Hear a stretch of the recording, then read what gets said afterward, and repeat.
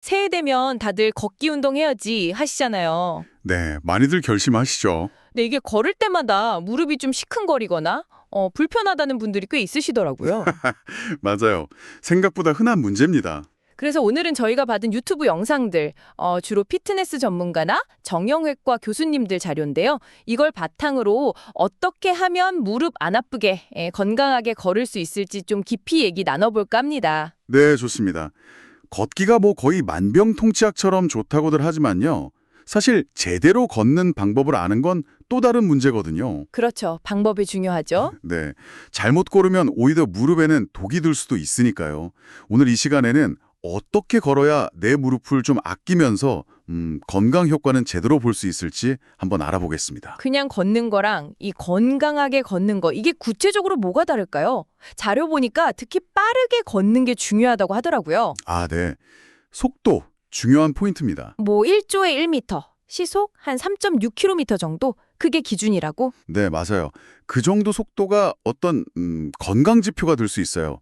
보행 속도라는 게 단순히 얼마나 빨리 가냐 이게 아니고요. 아, 그런 게 아니군요. 네, 그 사람의 근력이나 뭐 균형 감각, 심폐 능력까지 이런 전반적인 신체 기능 상태를 보여주는 뭐랄까 거울 같은 거죠. 아하. 그래서 속도가 좀 느려진다 싶으면 아, 이런 기능들이 좀 약해지고 있구나 하는 신호일 수 있다는 겁니다. 제대로 걷는 건 발만 까딱하는 게 아니라 정말 온몸, 심지어 뇌까지 쓰는 전신 운동이죠. 와, 전신 운동?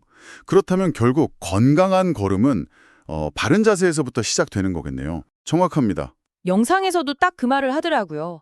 바르게 설 수 있어야 바르게 걸을 수 있다. 네, 핵심이죠. 옆에서 봤을 때 그 귓불에서부터 어깨, 골반, 무릎, 복숭아뼈까지 일직선, 그 자세 말씀하시는 거죠? 네, 바로 그 자세입니다. 등이 굽었거나 뭐 어깨 높이가 다르거나 하면 당연히 걸을 때 균형이 깨지고요. 그럼 한쪽으로 무리가 가겠네요. 그렇죠. 특정 부위에 계속 부담이 쌓이는 거죠. 이게 걸음걸이 문제로 바로 이어지는 경우가 많아요. 대표적인 게 그 팔자걸음 있잖아요. 아, 팔자걸음, 네네. 이게 발끝은 바깥쪽을 향하는데 허벅지뼈, 그러니까 대퇴골은 앞으로 가려고 하니까 무릎에서 이게 딱 충돌하면서 비틀리는 거예요. 수건 짜듯이요. 네, 딱 그 느낌입니다. 이게 반복되면 뭐 연골이나 인대에 계속 미세한 손상을 주게 되는 거죠. 아, 그래서 팔자걸음으로 오래 걸으면 무릎 안쪽이 아프다는 분들이 있군요. 전 그냥 발 모양 문제인 줄 알았는데 무릎이 직접 비틀리는 거였네요. 네, 역학적으로 그렇게 됩니다. 그럼 제가 혹시 지금 제대로 걷고 있나? 이렇게 좀 간단히 확인해 볼 방법 같은 것도 있을까요? 영상에선 두 가지 테스트를 알려주던데요. 네, 있습니다. 첫 번째는 아주 간단해요. 그냥 한 발로 서서 버텨보는 거예요. 아, 한발서기? 네, 눈 뜨고 한쪽 다리를 한 골반 높이 정도로 들어서 한 20초에서 30초 정도 버텨보는 거죠. 그때 뭘 봐야 하나요? 몸이 막 심하게 흔들리는지 아니면 그 지탱하는 다리 무릎이 안쪽으로 확 꺾이는지 무릎 밸런스 그걸 보시면 돼요. 그러면 아, 코어나 엉덩이 근육 안정성이 좀 부족하구나 하는 신호죠. 그렇군요. 그럼 두 번째 테스트는 좀 더 움직이는 거였던 것 같은데? 맞습니다. 의자에 앉았다가 한 발로 빠르게 일어서는 동작이에요. 아, 네네.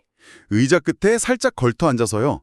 한 발은 몸 중앙쯤에 두고 다른 발은 그냥 편하게 든 상태에서 최대한 빠르게 한번 일어나 보는 겁니다. 빠르게. 네, 이때 중요한 게 엉덩이가 너무 뒤로 빠지거나 상체가 막 앞으로 쏠리지 않으면서 특히 일어나면 순간에 무릎이 안쪽으로 훅 모이는지 이걸 확인해야 합니다. 그 무릎 모이는 거요? 네, 그게 보이면 실제로 걸을 때도 무릎이 좀 불안정할 가능성이 크다고 볼 수 있죠. 동적인 안정성을 보는 거예요. 알겠습니다. 자, 그럼 문제점을 알았으면 이제 해결 방법을 찾아야죠. 영상 보니까 핵심 운동 몇 가지를 알려주더라고요. 첫 번째가 좀 의외였는데 발가락 운동, 특히 엄지발가락을 드는 거였어요. 아, 네. 엄지발가락, 이게 아주 중요합니다. 이게 왜 중요하죠? 우리가 걸을 때 땅을 박차고 앞으로 나아가잖아요. 그때 마지막으로 힘을 전달하는 게 바로 엄지발가락이거든요. 아, 추진력. 그렇죠. 이 기능이 약하면 발의 아치도 무너지기 쉽고 그럼 이제 발목이나 무릎이 그 역할을 대신하려고 하다가 과부하가 걸릴 수 있어요. 그래서 엄지발가락을 이렇게 들어 올리는 연습을 하면 발바닥의 작은 근육들을 깨우고 발 본연의 기능을 좀 회복시켜주는 거죠. 와, 되게 작은 움직임 같은데 중요하군요. 그럼 두 번째 운동은 한 발로 서서 상체 숙였다 펴는 거. 싱글 레그 데드리프트 변형 동작. 이건 좀 어려워 보이던데요? 네, 처음엔 균형 잡기가 좀 어려울 수 있어요. 그래서 의자나 벽 같은 걸 살짝 잡고 시작하셔도 괜찮습니다. 아, 그래도 되는군요. 네. 이 운동은 엉덩이 근육이랑 허벅지 뒤쪽 근육, 햄스트링을 강화해서 골반이랑 무릎 안정성을 높이는데 아주 좋아요. 포인트는 뭘까요? 중요한 건 그 지지하는 발 뒤꿈치 쪽에 무게중심을 두고요. 무릎이 절대 안으로 무너지지 않게 그걸 계속 의식하면서 천천히 하는 거예요. 알겠습니다. 뒤꿈치 그리고 무릎 방향. 마지막은 까치발 들기였죠. 이건 좀 익숙한 운동인데요. 네, 그렇죠. 까치발 들기는 종아리 근육 강화, 그리고 발목 안정성에 좋고요. 이것도 역시 엄지발가락으로 미는 힘을 길러주는 데 도움이 됩니다. 이것도 주의할 점이 있나요? 포인트는 발목이 바깥으로 이렇게 꺾이거나 안으로 무너지지 않게 하는 거예요. 발 뒤꿈치가 수직으로 똑바로 올라갔다가 내려오도록 발목 정렬을 잘 유지하는 게 핵심입니다. 자, 그럼 오늘 이야기 나눈 내용들을 한번 좀 정리해 볼까요? 건강하게 잘 걸으려면 일단은 자세를 바르게 세우는 게 기본이고요. 네, 그게 첫 번째죠. 그리고 팔자걸음 같은 잘못된 습관이 있다면 그걸 먼저 알아차리는 게 중요하겠네요. 그렇죠. 인지하는 게 중요하고요. 그리고 걸을 때는 발 뒤꿈치가 먼저 닿고 발바닥 전체로 체중이 이동했다가 마지막에 엄지발가락으로 땅을 밀어내는 이 자연스러운 흐름을 만드는 게 좋습니다. 아, 뒤꿈치부터 엄지발가락까지 순서대로. 네. 그리고 이때 무릎이 안쪽으로 쏠리지 않게 계속 신경을 써주시고요. 오늘 말씀드린 운동들 있잖아요.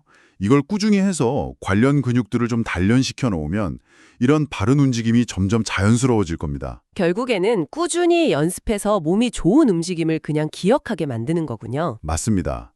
그래야 막 일부러 애쓰지 않아도 편안하고 효율적으로 걸을 수 있게 되죠. 네, 오늘 저희가 함께 파헤쳐본 이 내용들 어떠셨는지 모르겠습니다. 그냥 걷는 거랑 제대로 걷는 거의 차이가 생각보다 크다는 거, 그리고 이게 내 무릎 건강이랑 정말 직결되는구나 하는 걸 좀 느끼셨으면 좋겠네요. 네, 오늘 알려드린 그 자가 테스트랑 운동들 꼭 한번 해보시길 바랍니다. 그리고 마지막으로 질문 하나 던져드릴게요. 여러분이 이렇게 걷는 방식에 의식적으로 좀 주의를 기울이는 경험이 있잖아요. 네. 이게 혹시 평소에 서 있거나 앉아있을 때의 자세, 더 나아가서 내 몸을 느끼는 방식 자체에는 또 어떤 변화를 가져올 수 있을까요? 한 번쯤 생각해 보시면 흥미로운 발견을 하실 수도 있을 겁니다.